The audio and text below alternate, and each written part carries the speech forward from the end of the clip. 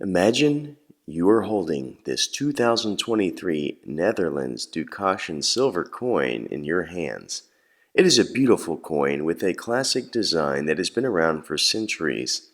As you hold the coin in your hands, you can feel its weight and substance.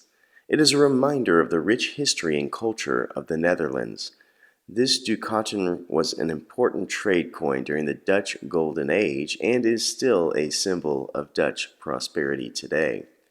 But the 2023 Netherlands ducaten silver coin is so much more than just a beautiful coin with a historic design. It is also a valuable coin that could be a good investment.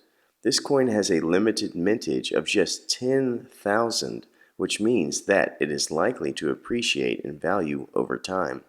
Don't believe me? Well, let's take a look at my last coin from this series, the 2019 restrike of the Lion, which had a higher mintage of 15,000. It cost me $23.48 to purchase back in 2019, and it is now sold for over $37, which is around a 50% growth in a couple of years.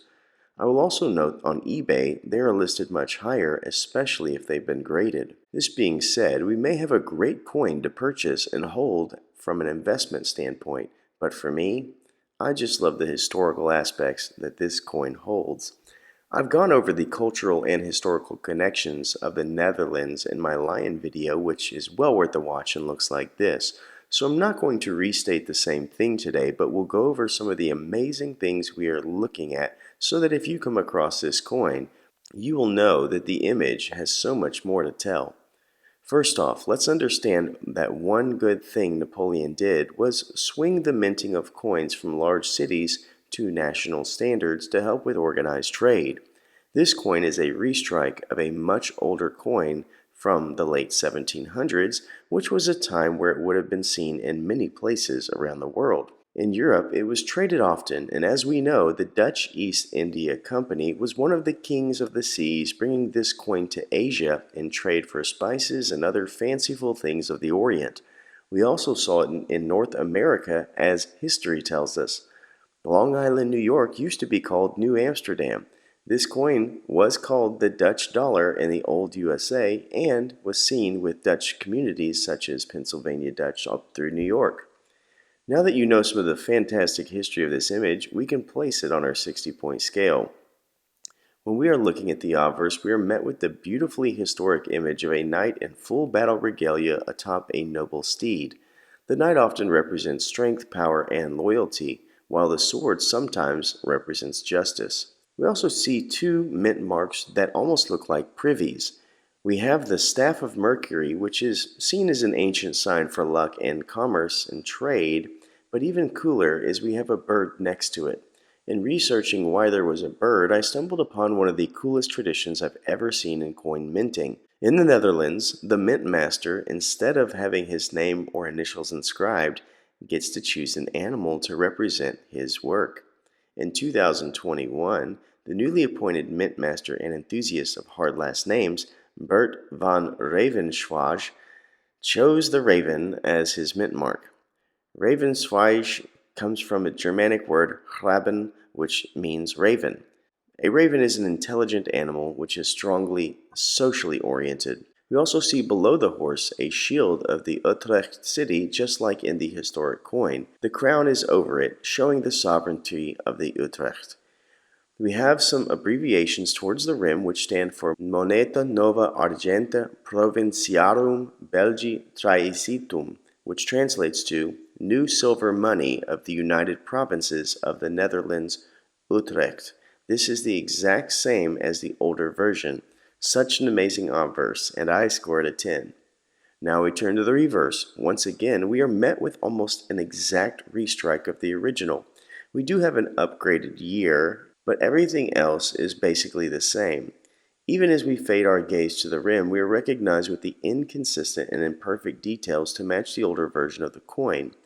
This is just fantastic. The iconic double lion, usually a rampant and regarded lion, holding up a shield which makes up the crowned arms of the United Provinces. We also see some lettering, which states in Latin, Concordia res parve crescunt. This is a poetic and literal translation, but the one that seems to make most sense is an agreement, harmony, or progress moves in small steps. Once again, if you are a lover of history, how could you not like this layout? It is simply fantastic, though the eye of modern minting will see it as a blemish in a coin, as it is not refined necessarily in today's terms. I score it a 10. Next, we go to Mintage. This is a coin that has a surprisingly low mintage. Its historic forefather was minted in the millions, but this descendant is a low mintage version coming in at 10,000, which scores a very high 9 out of 10. We must travel now to cultural significance. As stated, this coin is straight from the history books of a time gone by. History is a fairly firm pretext, and the gravity that this coin played in the Dutch East India Trading Company alone claims a high score, let alone the influence this coin had in colonies in the US and other places. This is a fantastically significant coin and is only identifiable to the Netherlands, though I must admit, if I had no context or European experience in understanding what this coin was, I might just assume it is a European coin and not be able to identify any specific nation. This coin scores a 10 for cultural significance. Up next, we move to collectibility. We have a low mintage coin with the strongest historical precedent you could ask for. It is beautiful in its imperfection, and it is a bullion coin from a solid government. Though I think it should score a 10, I must admit that the market demands it is not as high on coins like this as it is on standards like kookaburras or silver eagles, so I score it an 8, bringing us to uniqueness. This is a series that is iconically unique, as you are taking a coin that has not been in production in hundreds of years, restriking that image with a few variations, and only producing the restrike in a low amount. This being said, there is not a higher ceiling for a unique quality, and it scores a 10, bringing us to our final thoughts and score. The Silver Rider has galloped into the halls of elite Silver World bullion coins by scoring a strong 52 out of 60. He joins his brother from this series and the others who have made this amazing class. In conclusion, this is a coin for historians, collectors, stackers, investors, lovers of knights and chivalry, and the art lovers. It harkens back to a time of exploration which led the way to the blending of cultures and peoples in a way that we are still grateful for today. This coin will be highly enjoyed in my collection, and if you would enjoy one as of today, they are still available on the APMEX website, so you can use the link below in the description to check for availability if you want to help this channel, or you can just Google it if you don't care to help this channel. But either way, please remember to always stay classy and current with the culture of currency.